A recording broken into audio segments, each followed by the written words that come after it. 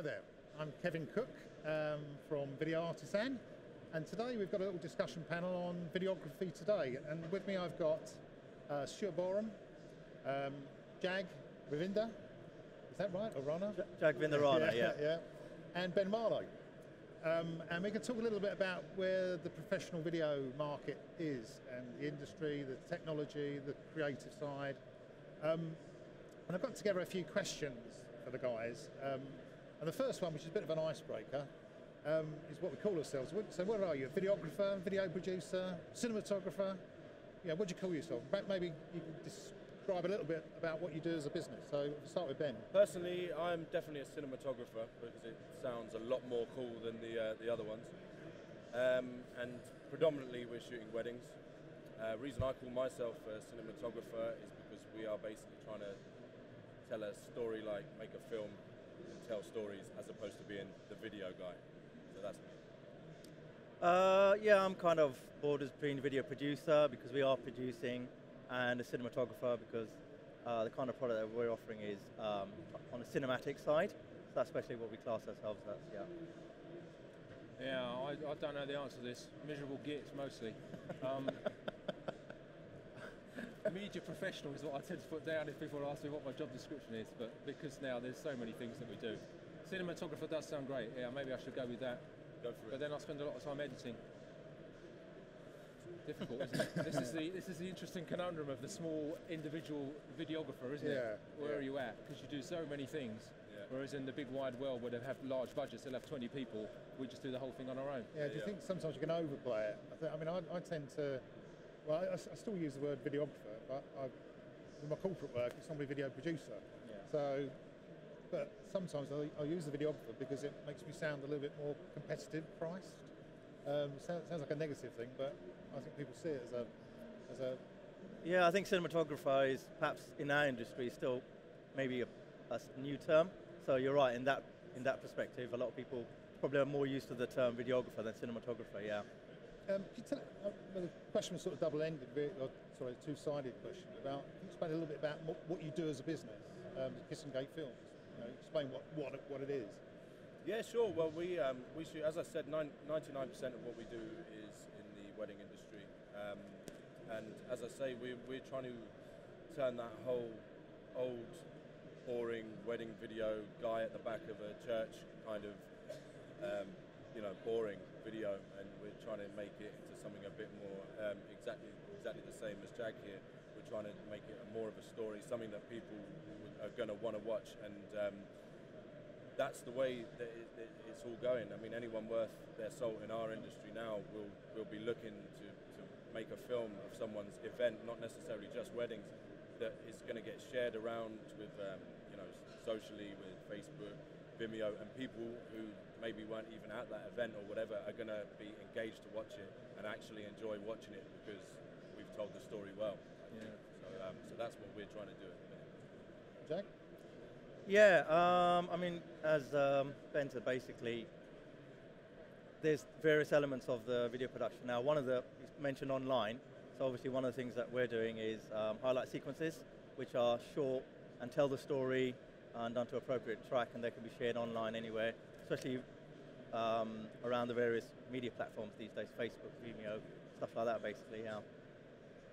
So you're a bit different, aren't you? Yeah, in a previous career I did about 600 or 700 weddings as a stills photographer, so I feel like I've got that out of my system. Right. I quite like my Saturdays, so I've gone entirely down the route of doing corporate, really. So we've got a few big name clients who we work for, which is great. We tend to do what they call below the line stuff, so rather than adverts, we do the training films, or we do the kind of stuff, exhibition stories or product launch stories that go on YouTube and other such places. So I also do a lot of work in the charity sector. I'm a trustee of a charity and I do quite a lot of work for them. So we go, basically I use the corporate part of my business to fund the manufacturing or production of films with a message that go out and raise funds for the charities and so on. Brilliant. So two strings to the bow. I mean, coming from the corporate side as well, 99% of my work's delivered online. I'm sure you're the same. What about you guys? I mean, how do people want their wedding film? That's a good question to ask, because we have literally just changed the way we do things. DVDs, certainly for my company, are pretty much out of the question now. Whereas they would be the standard, now it's an extra that people will have to pay extra for, because it's online is so much easier for us. Not a lot of people have Blu-ray players, so everything that we shoot in this beautiful 1920 by 1080 HD gets crunched down onto this DVD, which is criminal, really, with the the cameras that we're using and the picture that we're getting. And there's talk of some new things coming out, MediaZilla being one of them, which is still in its funding process at the moment, whereby you can, it's similar to Dropbox or anything like that, or Vimeo, as in it's online and it's cloud storage. But this will have menus, so you can do everything that you did on a DVD, and I'll talk to you about this after, Jack. You can do everything that you did there, but it's all online, so people can get to it from anywhere in the world, and you don't have that extra bit in your workflow that you have to do this DVD, which is becoming a pain, obviously. Are you still doing physical delivery? Yeah, I mean, we are still delivering on DVD and Blu-ray, and things like highlight sequences and these kind of things, as I mentioned earlier, are online, so they can be shared anywhere in the world. The thing about the DVD, obviously we do a lot of Asian stuff, and if it's going back home to countries like India, they're not quite with the sort of online or Blu-ray, so that kind of works there, and that's where we get a lot of people asking. Obviously everyone in this country wants everything now on high def, Blu-ray, etc. What I love about the online stuff is, if you produce a corporate, you might get a few people watching it, 10, sometimes maybe a few hundred. The online side of it, if you can get a subject which has got a little bit of viral potential, that goes into the thousands. And I think it's the same with weddings. A good film, you're going to get not only the connected audience, people, the family and friends watching the film, but also the actual, the production community see a good film, and then that gets buzzed around as well. And I think it's great. It's a great way. It's fantastic. I mean, it's brilliant for us guys, because it's free advertising. Yeah, that's it. Yeah, I think with the online, obviously, you can go much further with it. Yeah. Okay, I'm going to move on to one of my other questions. How did you get into videography in the first place? I mean, my route was in via my father-in-law at an estate agency practice. He, at the time, thought houses, selling on video is going to be the thing. I know I'm going to set my future son-in-law up in a business, and he's going to make millions. We all know what we all know. And it doesn't work. And if anyone wants to ask that question, it does not work, and I will tell you lots of reasons why it doesn't work. But what got you into videography in the first place? For me personally, when I was a lot younger, I used to do a lot of skateboarding, and we used to watch skateboard videos, and all of these videos would be shot from down here with another guy on a skateboard with a fisheye, and the shots were all the same. And then one company came out with this blockbuster style skateboard video, and they had lighting, and it was just completely different. They were multi-camera shoots, there were sets made for it, and it was absolutely incredible. And I looked at that and I thought, yeah, I want to do that. It's interesting, I've got a similar story related to mountain biking. Okay. I've jumped the queue. Am I okay to go? That's right. You go for it. It's a free fall. So the same kind of thing, that there was a couple of quite famous mountain biking films that came out. Oh wow, that really communicates. It's beautiful. And at the time, I started off as a teacher. Actually, I did 10 years as a technology teacher, and then did 10 years as a stills photographer, and felt like I really wanted to express myself with pictures that move. And I love the fact that when I was doing weddings, and I'd be changing lenses and have 2 cameras and all the rest of it. And in those days, you have to change your battery every half hour because they were a bit rubbish. And then the video guys would come on and just use one camera for a super wide shot or zoom in on someone's nostrils. Oh, that's really, they don't have to worry about the technology so much. I mean, actually, that's a fallacy because it's even worse. But at the time, that's what it felt like to me. And seeing the mountain biking video, I could just remember us one day sitting down watching some telly and thinking, you should not be watching telly. You should be out there making telly, making TV. And so it just sort of went from there, and then I had a bit of luck, if you like, where a client, quite a big client, says to me, oh, you do videos as well, don't you? Oh, yeah. I'll just pretty go out and buy a camera. And so we had quite a big launch into the corporate world on a job, which then, in quite a big organisation, which then we got lots of work out of. So that's my story, really. But I find it much more satisfying being able to tell the story. I mean, I know you can tell great stories with stills. And the other reason, of course, was that the market in those days was being flooded by loads of people with cheap digital cameras. When I started out, you used Polaroids, you had to know about exposure meters, You know, there was no screen on the back to see if you'd made a work of art or a cock-up. You had to know. And then when digital came along, suddenly the doors were open and the weekend warriors could come in and the price was lower. And so video at that stage was much more complicated and had higher barriers to entry.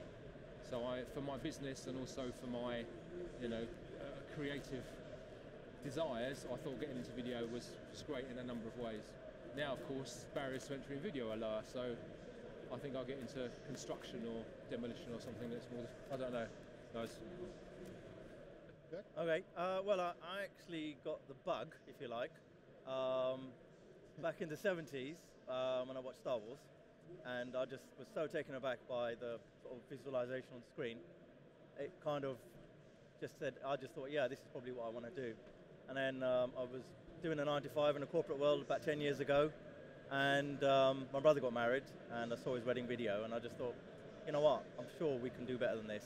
And that's kind of how I got into it. And one of the things I thought, well, I'm going to do this market, there's loads of guys out there, what am I going to do differently? So we started off doing true widescreen at the time, which was not the norm. And that's basically how I got into it. This leads on to the next question, really. What's the major things that have changed since you started? I mean, what's the big thing? Did I jump the queue now? Yeah, sure. Okay. Well, I think obviously one of the major things is the cameras and the kind of product that they're giving us now. I mean, gone are the days, well, there are still big cameras around, but obviously cameras have got a lot smaller. The kind of images they're producing, it's a lot more cinematic. NLEs have advanced way more than they used to. Things are getting faster, a lot more seamless, and what we can offer our client or customer at the end of the day now is coming close to, you know, what you see in the cinema. Yeah. So the cost of producing that obviously has come down a lot more. Okay, obviously that means there are a lot more weekend warriors than you mentioned, but I think obviously with all the sort of years, we've seen a general sort of progress. So it just means obviously we can do a lot more with a lot less these days. So yeah. I think the costing there is brilliant because again, going back to the weekend warrior thing, it's just made all of us pick up our game. Yeah. Because anyone can go out there and get a DSLR for fairly cheap, or even a video camera for fairly cheap, and go out and perfect their game and come out, and it's, you know, the market's flooded, so you really have to be good to you know, to keep your head above the rest. I think the DSLR has actually been a great introduction, not only because of what it can do, but it's made people go back and think about lenses. Where I mean, it was a good few many years when I was involved in the industry, I didn't give it any thought at all to f-stops, focal length, anything like that. It was just a bit something on the front of the camera that I could, you know, capture light through. But now I think you have to, forcing you to think about those things brings out a bit more creativity. I don't know what you've seen, Stuart. What's the question? Sorry, I was distracted by someone shouting. That's the background there, being attacked. Being attacked, how things have changed in your industry since you first began? Well, it's the same with videos, with stills. You know, the ease of use of digital has applied in video as well. We started out with mini DV tapes, and that's gone out the window. The appearance, the cinematic look with the shallow depth of field, the range of light to dark that the camera's going to conceive, for want of a better phrase, all that has shown. So the technology is much better and much cheaper. It's much more accessible. So there's been a levelling of the playing field. So you can make a movie with some guy, that film about the people in the water with the sharks, was made on a V1, wasn't it? Really cheap mini DV camera. And now you can get even better quality out of a 550D that costs less than $1,000. So yeah, it has levelled the playing field very much. So you're right. You do have to make sure there was a series that was produced solely on the iPhone, and obviously you're very limited with an iPhone. But the fact that you can, technically make a film with what's in your pocket is it's amazing. Incredible. That reinforces the point about content, though, doesn't it? Content is king. Totally. And storytelling as well. We can have all of these wonderful jibs and all of that sort of stuff, but you need to be able to tell a story. It needs to be compelling. Exactly. Well, I think that's the difference, as you mentioned, between weekend warriors and people who've been around a while. Definitely. Any idiot can pick up a camera, but it's what you're going to do with it, and that's where the experience comes in. Yeah, true.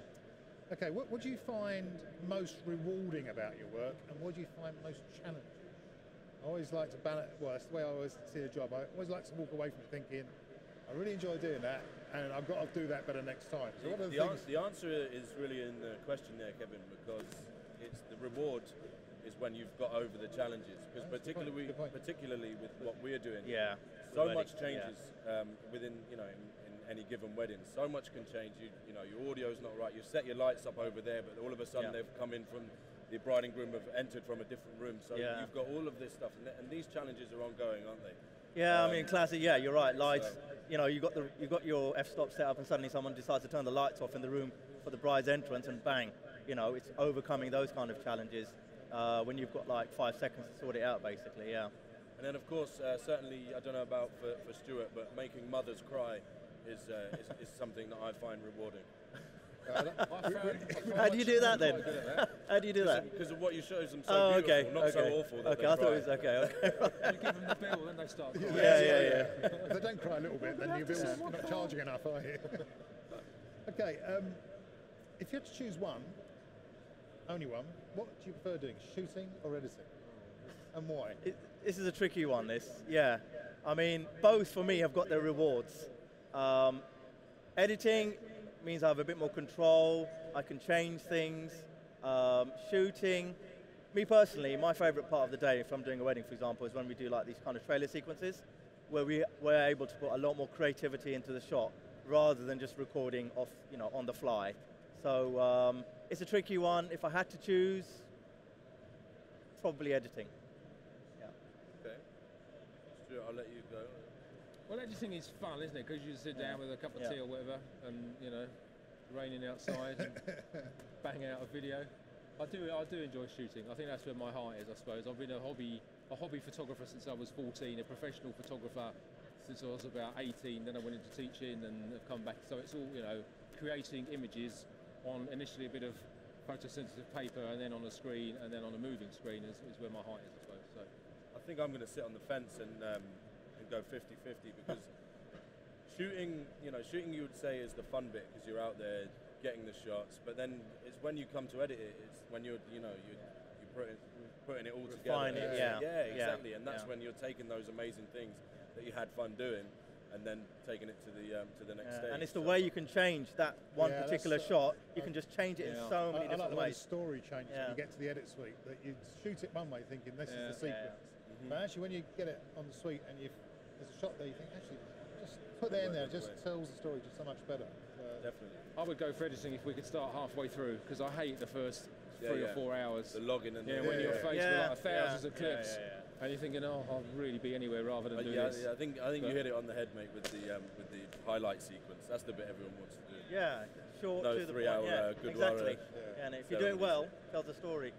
And also, see, editing comes into 2 parts. It becomes that creative side, and also the clean-up side. I mean, some of my work is pretty dull. I mean, I do some conference stuff, and it is literally wide shot, cut to close up, and the editing really is just doing that. And it's not a fun thing. There's no latitude for creativity. Just have to look forward to the check in that case, don't you? That's right. Yeah. Just edit that bit out if your clients are watching. Do it for laugh, Kevin. Yes, that's true. Yes. Okay, the common thread with us is we're all IOV members. That's how I sort of know you guys through my old role in the IOV. What benefits does being a member of a trade association? I'm a member of more than one trade association. I'm a great believer in it. So why do you guys do it? Again, we're all sat here because of one. So you can meet people. You can have certain. If you're going to have area meetings or whatever, you can just sit with people who do the same thing as you and shoot the breeze. Occasionally you'll get work from them. That's good. And my favourite thing is the award ceremonies, which I have not won yet. Yet. Give it time. Yeah. I mean, I joined about 5 or 6 years ago. I think one of the main reasons I joined at the time is when I left my employed job, I was working in a room with 4 walls. I was like, well, there's no interaction with anyone, so it was great to belong to a group who understand what you're going, because obviously I don't know about you guys, but I went from, as I said, being employed to self-employed, and that was quite a big transition. Yeah. And you know, so it's good to talk to your peers, swap ideas. I mean, you've got obviously on a daily basis, you've got the forums online, which is always great to get advice, and you know, just bounce ideas. Ben said you've got the award ceremonies, which I haven't won yet either. There's time. There's still time. Yeah. So yeah, there's quite a few benefits basically of being an IOV member. Yeah. Yeah, I'm really grateful to the IOV. I learned a lot when I started out. You know, my learning curve was very steep from saying yes, I can do video to actually having to do it in about 3 days.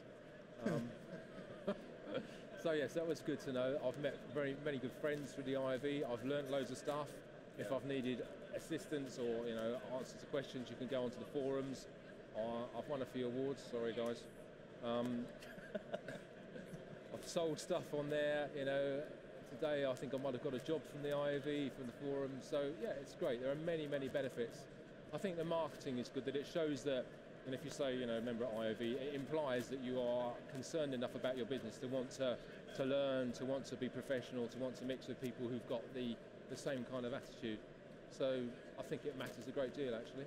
One of the things I like, but it's a bit like the fact that videographers can now share their work online.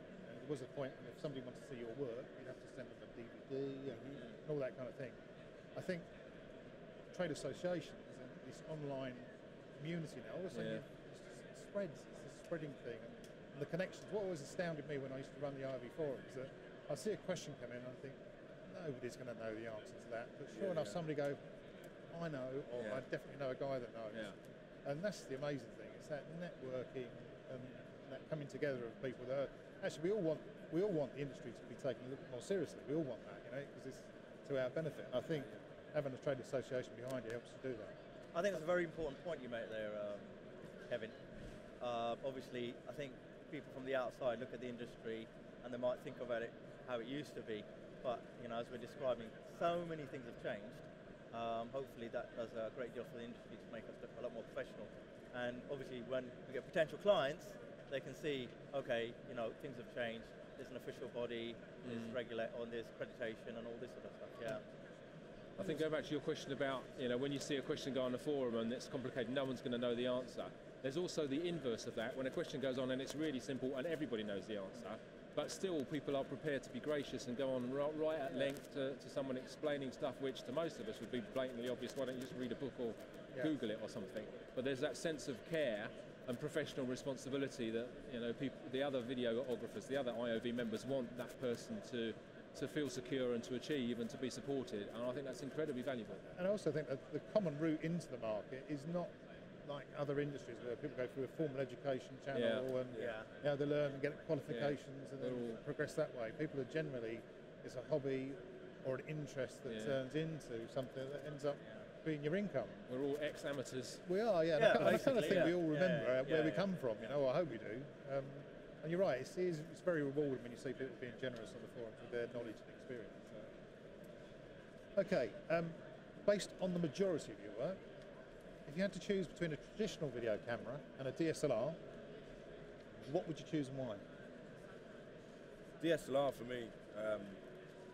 We used to shoot on the big old cameras, and so we sold one, bought a DSLR, sold the second one, bought a DSLR a few months later. Did the same to now. We're at the stage where we don't have any video cameras anymore. Purely the reason being that the picture that you get from being able to change your lenses so cost effectively, and just the end result just looks more and more, and we keep saying it's cinematic, and that's exactly what we want, and that's exactly what our clients want, and that's exactly what these cameras are going to give us. Certainly for certain industries, the video camera, is the standard thing to be shooting on. But for us, and I'm sure Jag will probably agree, and you can let me know if otherwise, DSLRs all the way. Well, my answer is, depends on the job. We do still use video cameras. However, the thing about DSLRs, if you had asked me 6 months ago, a year ago, I might have just said strictly video camera, because you had a DSLR, then you had lens, then you had the sound, then you had something to rig it, and then obviously the cost was going up and up and up. And then you had sort of all the limitations of 12-minute files, I think it is, something like that. So we use combination of DSLRs and video cameras, because nowadays there's a lot of video cameras that give us the DSLR look. They are comparatively a lot less in terms of price, but ultimately it depends on the job. If it's a short shoot, I will go DSLR route. If it's a wedding, I'll definitely have one video camera on there, maybe a couple of DSLRs, cutaways or something, yeah. Yeah, I would say a DSLR and shed loads of grip and accessories, Yeah. or a C100 or a C300, and slightly less pile of grip and accessories. But that's why. Sorry, you go. that's exactly why I'm here, actually, because we, as I say, we're shooting on full DSLRs at the minute, and why I'm here is to look at the next camera that's going to have all of those video camera qualities, like decent audio in. Yeah. let us know when you find it. Continuous. Yeah. I know where I'm going to find it. I don't know if I'm allowed to say, but yeah. We're not going to be able to get through all of our questions, guys, because I've got to see Okay. my Better be thrown clock off, going aren't down. Just as find it, how can people find out a bit more about Ben and your company? Tell us what they can do. So they can Google Kissing Gate Films, or they can go straight direct to www.kissinggatefilms.com, and everything you need to know will be there. Pretty much same for us. Website is perfectimaging.co.uk. We have a Facebook page, Perfect Imaging, and all our stuff is on there if they want to see more about us. Yeah, if you Google Stuart Boreham, there's actually two Stuart Borehams that are reasonably famous. One of them holds the Land's End to John O'Groats time record on a lawnmower. He's the fastest person ever to And go he from also Land's- shoots video. No, that's the other one, sadly. I'm the boring one. Yeah, so Google me, that's fine. It's funny because if you Google Kevin Cook, you'll get Kevin Cook, the dice collector. And The what he's guy? the dice collector. The Dice collector? Yeah, he collects dice, this guy. Worldwide famous. in the Whereas in dice your work, you collecting just dice with death That's on a daily right, basis. yeah, or just dicey bloke. So, so I've got to give a little bit of a plug to the event. I mean, I'm going to have a little look round today at BVE. So you can follow us all on tweets at BroadcastShow, or hashtag BVE14, or hashtag BVE 2014.